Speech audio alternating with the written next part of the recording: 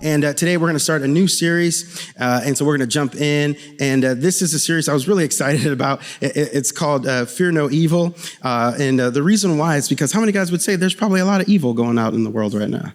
And we're going to do kind of a litmus test to kind of be aware of what's happening.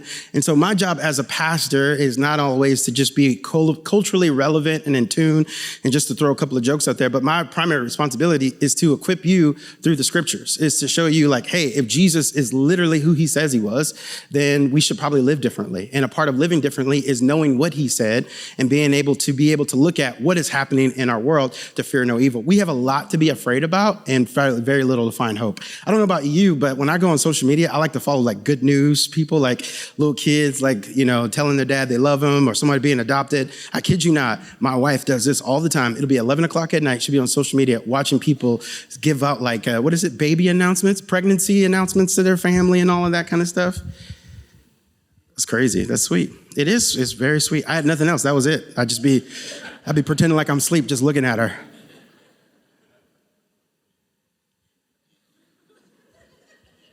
I would say I was lying, but it is kind of true. But we're going to talk about what it looks like to not only find hope just on social media, but what is it to have a hope that's unshakable and truly trusting God?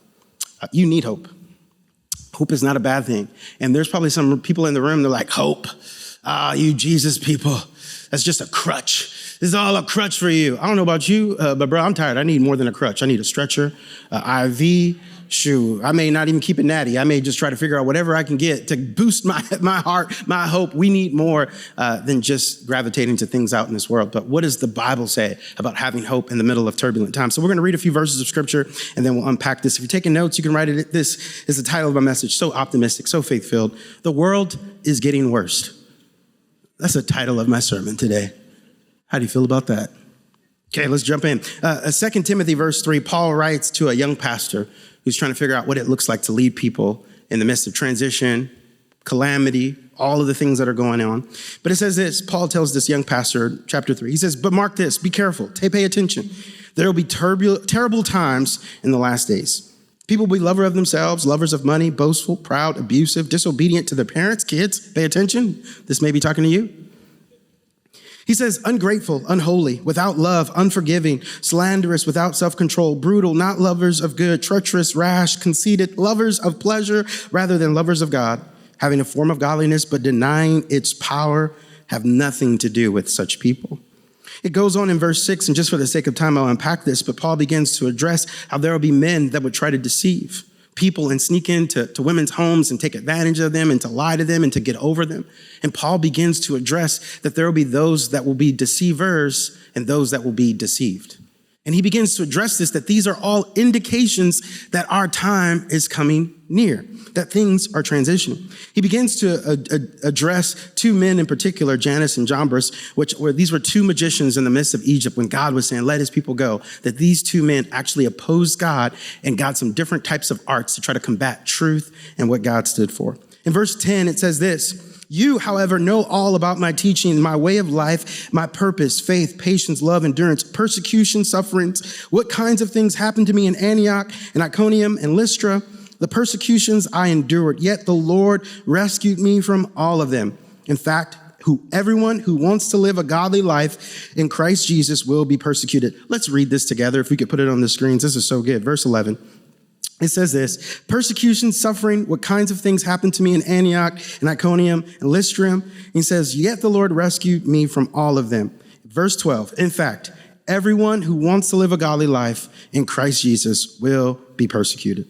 Verse 13, while evildoers and imposters will go from bad to worse, deceiving and being deceived. But as for you, look at your neighbor and say, but as for you.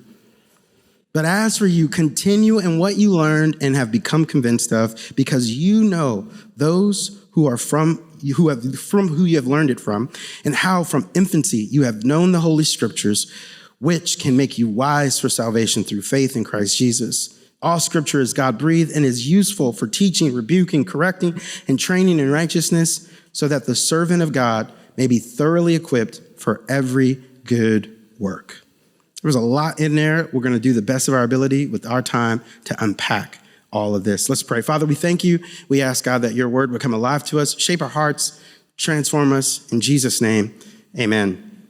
I don't know about you, but that was probably like a very dark time and very weird and awkward season. And that season of my life, just going through COVID and transition and just trying to figure out life in school and all of the things that were going on, I came to this place in my life where I started reading different books. I started kind of just figuring out like, what is happening? What is going on in this natural situation? And is there any spiritual implications to what's happening? I'm looking at Mayan calendars. I'm looking at The Last Airbender. I'm watching The Sixth Sense. I'm just trying to figure out what is going on in the world and how do I kind of organize my ideas? How do I prepare? I don't know if any of you guys, did anybody get like extra lentils and rice and you was like hunker down like Y2K? Not the R&B group, but like Y2K for those that grew up in the 80s and 90s. Remember that? They're like, it's all over. And so with that, I was just on a journey and I'm praying, I'm fasting, I'm doing all the things that a believer, a person that is of faith would do to figure out what is happening in the natural. Is there any spiritual implications to this? And God led me to, I would say, probably an urban theologian. She's a graduate at Berkeley School of Music. And I don't want to butcher her name if I can find it, but I think it's Aliah or Aliah. And she began to write this amazing song that I want to share with you. And just to make sure that I don't hurt your ears, I'm going to do it in a spoken word fashion. Okay? So at the end of it, you'd be like, you know what I'm saying? Do all of that. If this totally sucks, it's my birthday, so get over it and just go ahead and do it. Go ahead. I'm going to share a little bit. It's a wonderful song. Let's do it.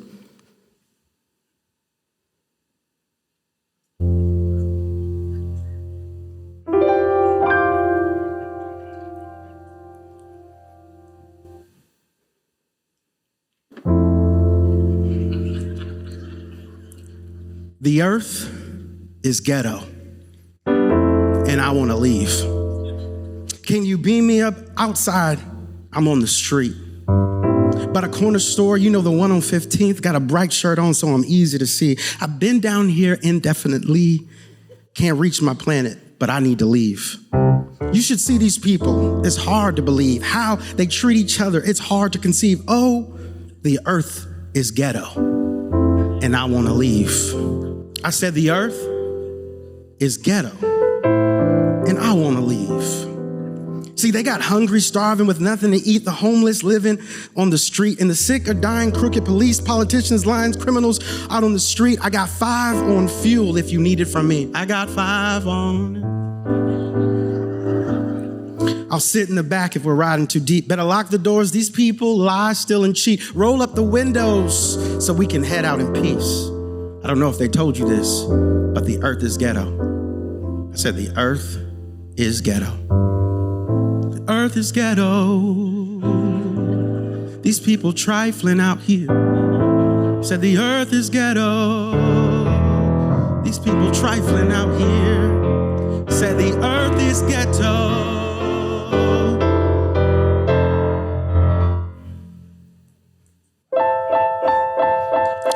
Yeah. Said the earth is ghetto.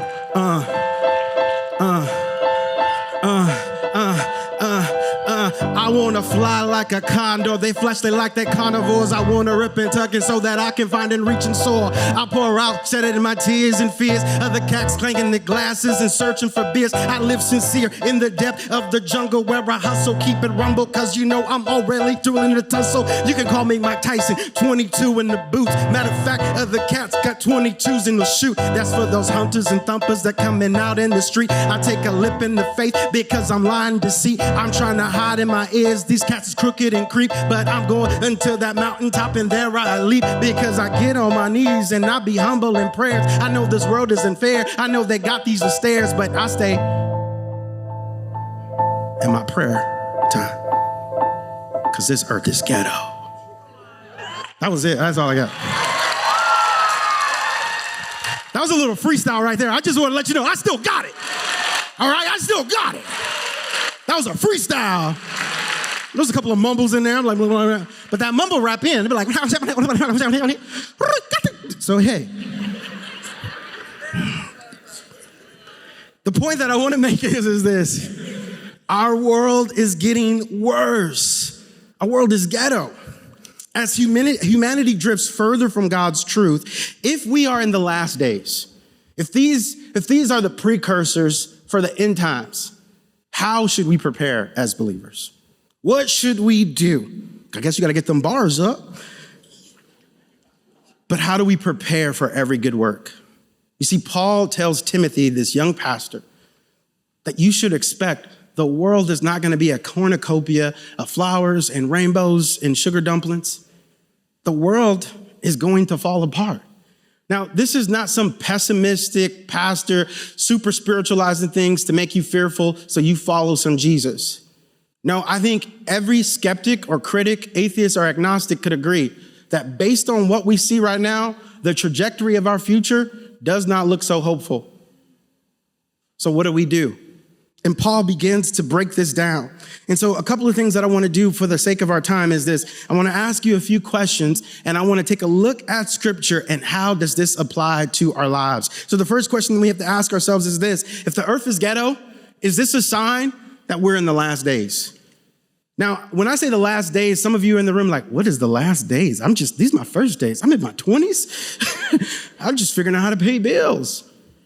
When Jesus was on his earthly ministry, Jesus would always tell those that were following him, those that were religious or those that were in prostitution. It didn't matter where they were, but he would begin to warn them and says, hey, there will come a time, a moment, there will become indicators that the world is coming to a resolve. And with that, you will see things happen. And these are indicators that if Jesus is who he said he was, that if he came once, he made a declaration and a promise that he would come again. And by him coming again, what will be set up for that? So it says this in 2 Timothy, it says, but mark this, there will be terrible times in the last days. People will be lovers of themselves, lovers of money, boastful, proud, abusive, disobedient to their parents, ungrateful, unholy, without love, unforgiving, slanderous, without self-control, brutal, not lovers of good, treacherous, rash, conceited, lovers of pleasure rather than the lovers of God, having a form of godliness, but denying its power. And Paul begins to warn Timothy. He says, when you begin to see this, and you begin to see this culture, this lifestyle become so pervasive, it's an indicator that we are in terrible times and that there will be a distinction, not out of fear, not out of running, but there will become a clear distinction of those who follow Jesus and those who do not follow Jesus. Now, in the room today, I know we have so many people in different spectrums of their faith, and that's why I love our church and I love where it is. And what I want to do today, to the best of my ability, is I want to look at some of the signs, both natural and social, as a way of us coming to our own conclusions, that if the scriptures are what they say they are, that if they are valid and truthful, that we would see the evidence of this truth in our lives. So let's look. We're going to have two tests, because what Paul begins to talk about is that there are social signs that will begin to happen in humanity as an indicator that Jesus is coming back, that there's something that is happening. And so let's break this down. Let's see. One of the things we need to understand, like when it comes in the last days, how many guys have ever seen those people, like so-called Christians with signs standing out of different events and spaces? You guys seen those people? Yeah, kind of scary. Sometimes I don't think that's really working for us. We got to work on our PR. We got to really work on our PR. But here's the thing. Throughout all of humanity, especially in the American culture, there's always been this idea like, we are in the last days. Brother, one more day. One more day, sister, one more day. I remember I used to go into this cafe every week, and this guy would come and be like, hey, one more day, brother. One more day. I'm like, one more day? Is there a sale that I don't know about? Urban Outfitters, 50% off? What he was saying is, you are one more day closer to the end. And I'd be like, ooh, I just wanted a mocha. I wasn't trying to think all dismal about this. But here's the thing. Every generation has had this inkling that this is it. This is all over. And there's probably something that's healthy about that, because if it's put in its rightful place, it will motivate us to really look at life with this simplistic view, which is this: if I only have a few days, then I should probably do something well with them. I did the math. If I have, let's say, 50 more years, I think I have 62,000 days left on this earth. Oh my gosh.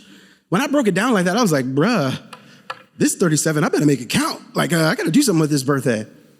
But what the Bible teaches principally is this: we should number our days. We should be very clear that whether it's the shortness, the span of our life, or if the world is given an indicator we're coming to the end, we don't have a whole lot of days. What should we do with what we have? You see, there's a skeptic that's in the room who's like, bro, you guys have been saying this for a while, and that book got y'all freaking out. I understand that. But if you remove the book, based on what we see now in our world, what will change our trajectory, not as a city, not as a nation, but as a world? What solutions can we come to rally the best minds on the planet to say, based on the penguins need saving, the food needing to get out, all of the things, what conclusions can we come up with right now to change the trajectory of our world? You see, there's two types of signage. And the first thing that we're going to look at is natural signs if this is the last days. Hopefully I'm not losing someone. Are you guys with me? Cool. Some of the natural signs. See what happened. Jesus said these words. He says, watch out that you are not deceived. For many will come in my name claiming that I am he. The time is near. Do not follow them. When you hear of wars, uprisings, do not be frightened. These things must happen first, but the end will not come right away.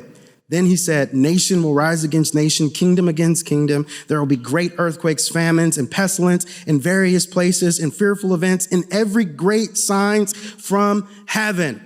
Now, this is Jesus talking about, the one that is loving, the one that is kind, the one that people put on their bumpers. And this is the Jesus we all love and adore. And he too admits, watch the signs. Be a spiritual meteorologist. Now, let's just go through this and then we're going to do something fun. Now, as these natural signs that are happening, he says this, there are wars and rumors of wars. Have you heard of wars? Have you heard of rumors of wars? Okay, let's go on. He says world wars, nation wars, earthquakes. Now in California, we're like, bro, that's normal. We get earthquakes all day, every day. We just make it into a dance. We just be earthquaking. But I did a little bit of a deep dive. Now, there's two things that are happening in society. Earthquakes are increasing, but our technology is becoming more intelligent to pick up on the earthquakes. So we realize that the earth averages probably about 13 earthquakes, major earthquakes, 7-point or more throughout the world each year. Well, in the year 2010, there were about 27 of those earthquakes that were 7 points or higher. Now, I don't know about you, but I'm not a mathematician. 13, 27 minus, that's a lot more earthquakes. And all that to say is to not freak us out, but Jesus says this, that if our technology increases, and maybe he was so prophetic that he knew that humanity would progress in such a way that they would be able to come to the conclusion that our earth is constantly shaking. But Jesus says these are signs and indicators that I will return. Now, what we see is moving on, there's famine and pestilence. And says, whether we're having more earthquakes or more unbelievable current events happening, we're becoming more and more aware of what's happening in our world and as worldwide. Now, I wanted to get into some whole thing called thermodynamics, but for the sake of time, thermodynamics is pretty much a law, science law that has principles that pretty much whatever has energy, once it gives energy, that energy has to be either regenerated or that thing loses energy. Any like weird scientist people in here? I see a free of you shaking here like thermodynamics. I'm with you, bruh. Let's go. Big Bang Theory. But my little mind can't handle it. This is the principle. Whatever has energy can't sustain it. At some point, energy is transferred and it begins to dip. Now, we understand that on a physical level, but what if our earth has only a certain amount of energy? And as that earth continues to spin, is that energy being regenerated or is that energy declining? Some of you guys right now are like, I love when we talk about energy. That's my favorite thing. Where are the energy people at? Where did y'all come from? Everyone's like, I don't like the energy over there. It's school, bro. Like, I don't like the energy over there. But we see all of these signs. The next thing that we see that Jesus talks about is social signs. There are social signs that indicate something is happening in the earth. And these social signs, we're going to do a little test. This will be very fun for all of us. So he says there are social signs in a way of being efficient. We're going to check on humanity. We're going to see how humanity is doing real quick. So if you guys could grab your phones, I'm going to have you do a quick test. I want you to go to your favorite social media. Some of you guys are like Stewie from Family Guy right now, like, yes, social media. I want you to go pick it. Twitter. I want you to pick TikTok. How many guys like TikTok? Just be careful, bro. They're watching you. That's all I got to say. When liberals and conservatives all agree, be careful of that. What I want you to do is this. I'm going to list off a couple of things. When you see it in your social media, I want you to lift your hand. So just scroll. Just take it for a whirl, right? This is fun. Let's just take it for a whirl. All right, real quick. People will be lovers of themselves. Just take a quick whirl. You see anybody just loving themselves? Just raise your hand as soon as you see it. Look at that. All right, we already got it. Lovers of themselves. Lovers of money. Just take it for a whirl. When you see lovers of money, raise your hand. Keep your hand raised too. When you see it, when you raise your hand, keep your hand raised. Boastful or proud, people just stunting on people. Go ahead, put your hand, keep your hand raised. Lift it up high, let the world see. Keep your hand raised. People being abusive, just literally going out there, just being abusive. Disobedient to their parents. I don't know if you saw that. Ungrateful, unholy, without love, unforgiving, slanderous, without self-control. You see somebody out there with no self-control, keep your hand raised. There's more hands that need to be raised. I know you following things you ain't supposed to be following. It's okay. Brutal, not lovers of the good, treacherous, rash, conceited. Do you see anything conceited on your social media? Look, thank you, Chelsea. Chelsea's like, yeah, it's my fiance. I'm on his right now. Lovers of pleasure rather than lovers of God. Here's the biggest one. Having a form of godliness, but denying its power. For all the plant people out there, be like, yo, these are my plants. These, that. Hey, you got to be healthy. Be healthy. But is it a form of godliness that deny God of his power and his order in our lives? And I say this not to be like, yo, you need to change up what you're following in your feeds. But the more point that I want you to see is this. There are social indicators that let us know something is happening in our world, in our society. And we're going to continue to unpack that. So if what Jesus talked about, like if we're to fear no evil, if we're coming to that place where like all of the world just seems to be unpacking and things are folding in on themselves, what do we do as a believer? Because I don't know about you, but it seems like anxiety has picked up. It seems like suicide has picked up. It seems like mass shootings have picked up. And unfortunately, we see this more in developed worlds, more in developed societies than any of the third world countries. There's something that is showing the fragility of our society that is breaking, that needs to be challenged and changed. It is beyond speculation. It is beyond education and formulating ideas. There is something that is broken in the hearts of humanity that we must say, what is going on? Because the earth is ghetto. And I know all of us in this room, you're like, Pastor Jules, there's tsunamis, there's earthquakes, there's all of this. What am I to do? I'm just going to Grubhub. I'm not going outside anymore. Thank God for Amazon Prime. I got everything I need right here. But as a believer, the Bible calls us, it encourages us to fear no evil because we know that as the world gets darker, there is something in the heart of God for his sons and daughters to rise up and to be a light in the midst of that darkness, that their speech and their hope does not match that of the world. So what Paul is telling Timothy, he says, it's going to get worse, but you need to be prepared. And the way that you prepare is this. Where is your hope coming from? You see, hope is based off of two things, your desires and your expectations. And we all have desires, do we not? I desire some stuff. Man, them dropped, I desire them. Ooh, I desire him. I desire her. Dude, I desire all of them. Our desires and our expectations produce hope because we're like, man, I want this. I got to have this. What happens, it produces an expectation in our heart. Like, man, if I just get that, life going to be good. Man, if I just get that payment, that car payment under $782, I'm going to be good. Bro, if I just get the Tesla, man, my life's going to be good. And so what we do, we begin to scratch, hustle, grind, to meet those desires and those expectations. They did some research and they said high school students have it the worst because they live in a higher level of disillusionment because they believe that it's only a matter of time before their desires and their expectations are met.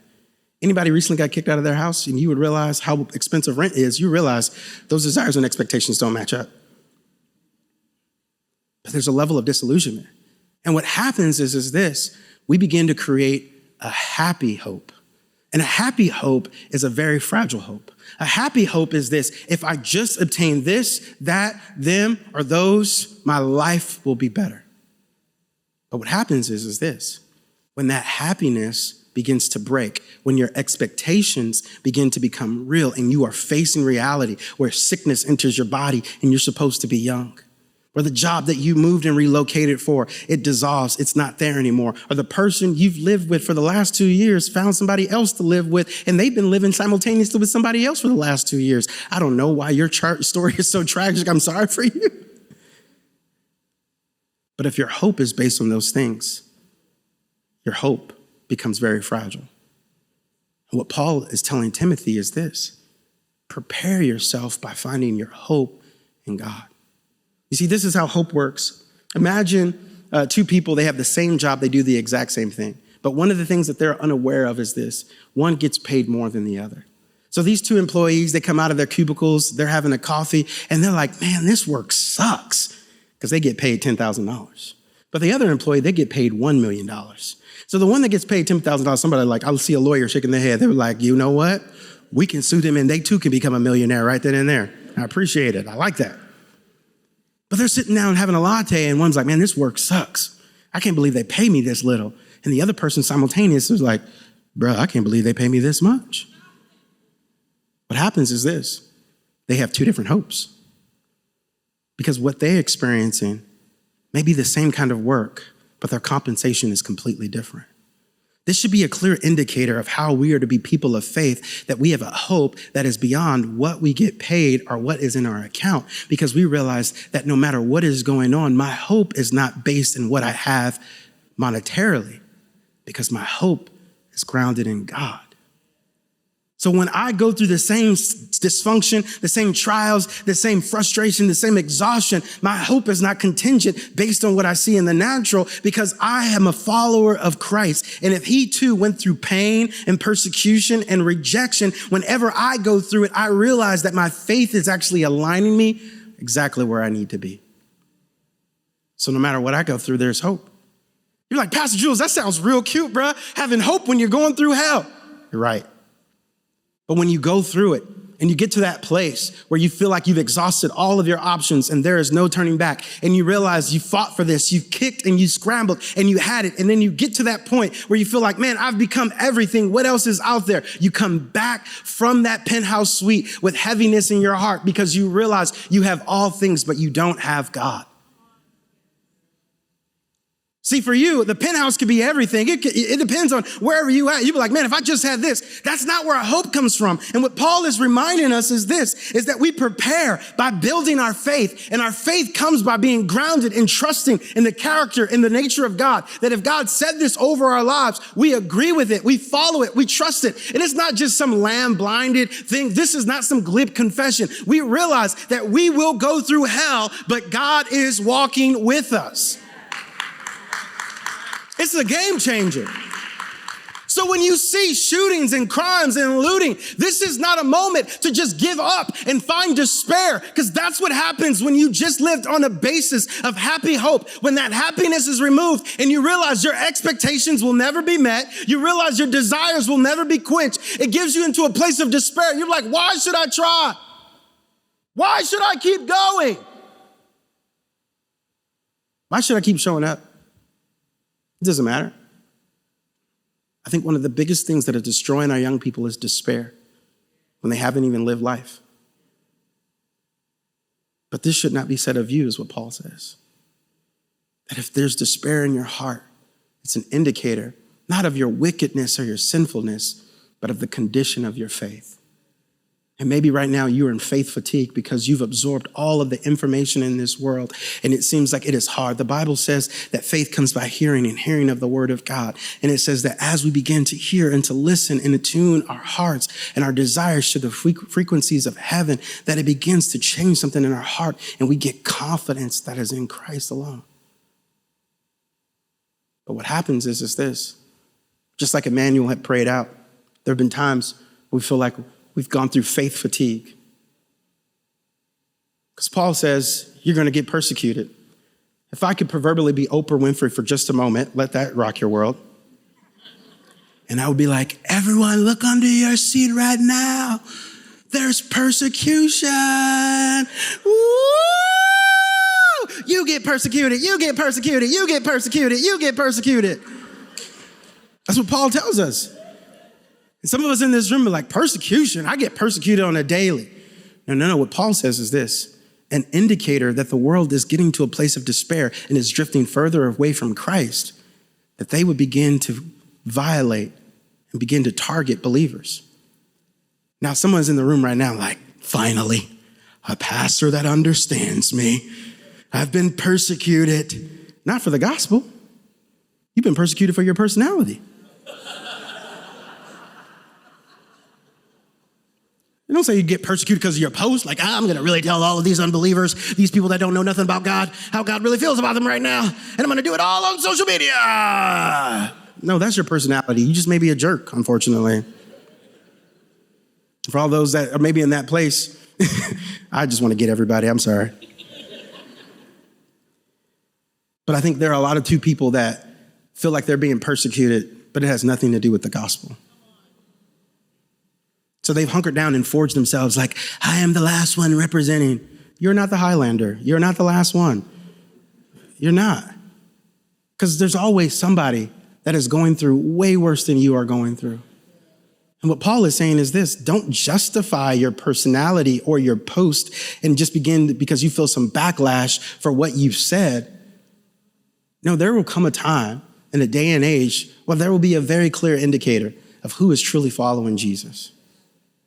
Will you continue to live in compromise?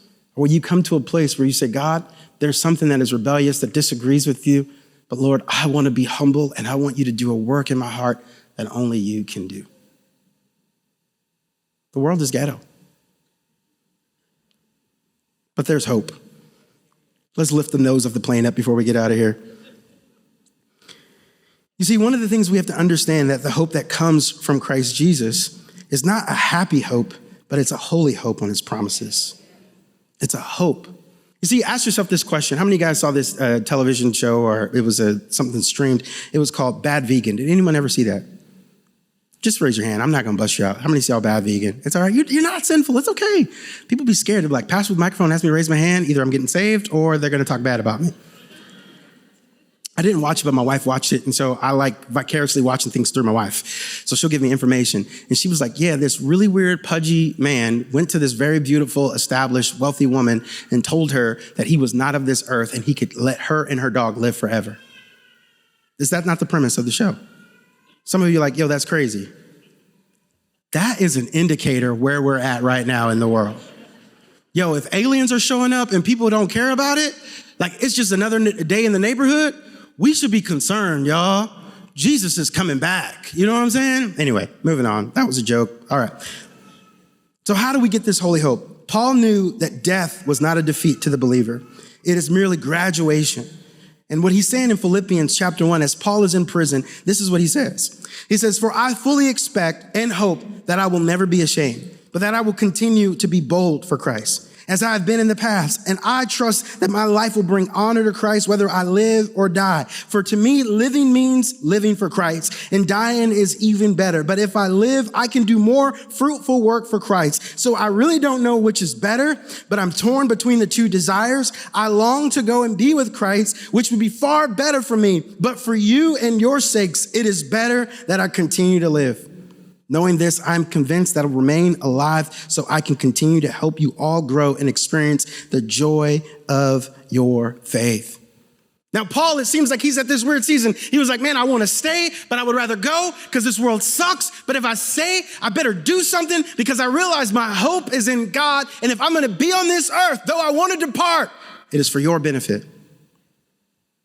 You see, this word to let go or depart, it's literally getting the picture of a seaman that is at his boat and he's untying from the dock and just drifting away. How many of you guys ever felt like that in the last few years? You're like, bro, I just want to ghost the world. Not even the people I don't like, just want to ghost the world.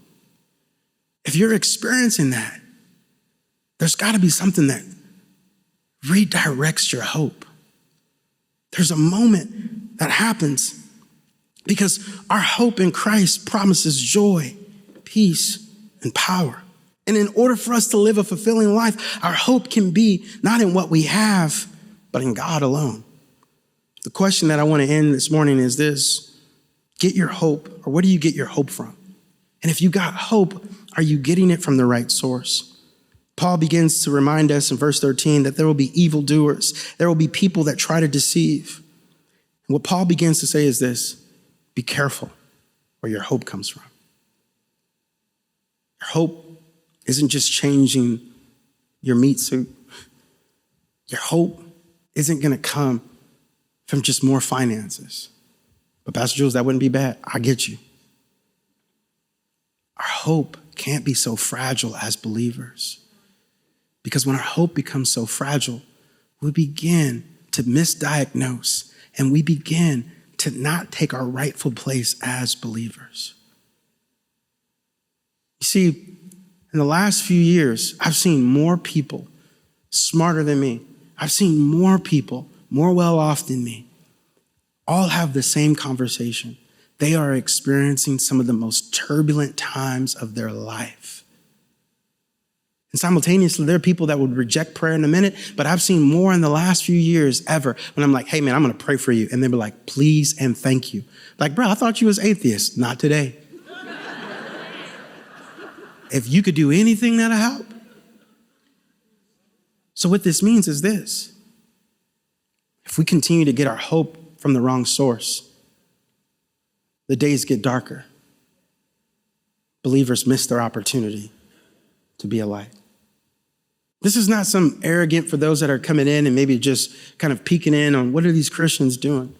This is not some arrogant thing, but what Paul says he says, you be prepared by getting your hope from God's word. These are the holy scriptures and trust God's word. And there's a temptation in all of us to want to erase aspects of God's character and nature and substitute for something that would seem more progressive or something that would seem more in tune with where the culture is going. But God says in his word, you must be careful that you don't find substitutes for the very thing that is the true source of your hope.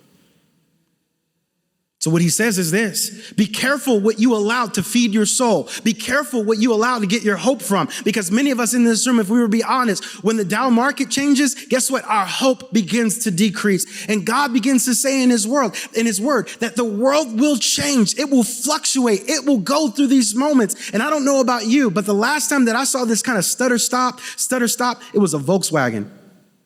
And it was indicators right before it went out.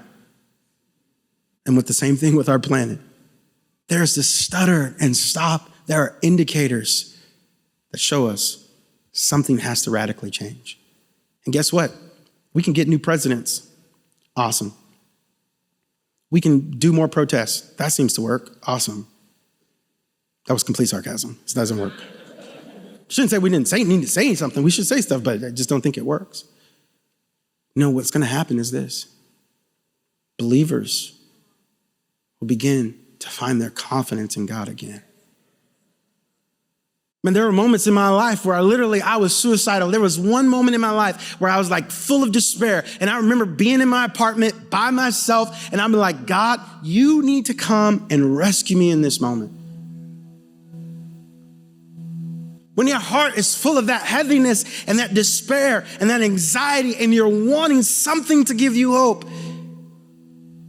it came back to two things, God's word and prayer. See, I remember I just was done. Get to that place where you're like, man, this is work. And what happens is when you get in those moments with you and God, and you just begin to turn off all of the distractions, turn off all of the social media. I got ADHD, so sometimes I just turn on the Bible reading app and let the Bible just read to me. But what I do is I try to put on the word. And there'll be moments where I just feel like, that's right. My soul is tired. But then I start reminding myself of God's promises. I start reading a psalm where it says, even though I walk through the valley, the shadow of death, I will fear no evil, for your rod and staff, they comfort me. You make a table before me in the midst of my enemies.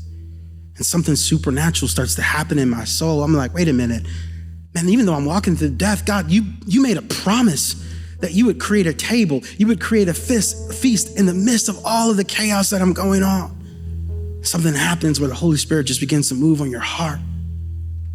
And all of that heaviness just turns into tears. And you just start weeping and crying. And then you wake up or you wipe the tears out of your face. And then joy begins to set in your heart. Not because anything in your situation has changed. Just proximity with God has changed.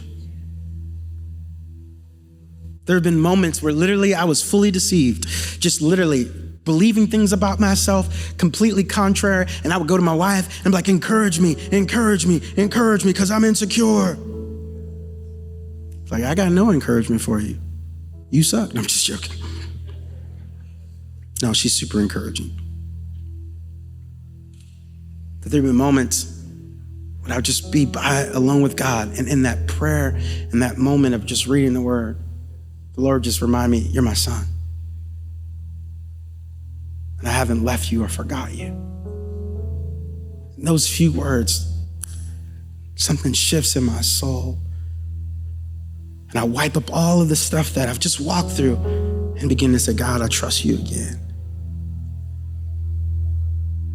This morning, you could bow your heads, close your eyes. But there are many of us probably in this room today. You say, Pastor Jules, my faith is probably in a mode of fatigue. Maybe it's been difficult trusting God. Maybe your hope is waned, or maybe you're in the building and you're just distant from God, disconnected from God. Not only what we talked about, the Bible says that fear doesn't motivate us. It's the love of God that leads us to repentance. And the Bible is so clear that whatever we're going through, when we are sons and daughters of the Most High God, that He's with us and He walks with us. And this morning, if you're disconnected from God, you say, hey, Pastor Jules, that's me. Every eye closed, every head bowed, just as a sign between you and the Lord. And you need to get reconnected with Him. Could you just lift your hand and just say, hey, that's me. That's where I'm at. It's awesome. You take that same hand, just put it on your heart. All across this room, can we pray this prayer with me? Say, Father, I need you. I surrender. You are my hope. You are my love. And I give you my life. Wash me of my sin and make me new. I give you everything. In Jesus' name.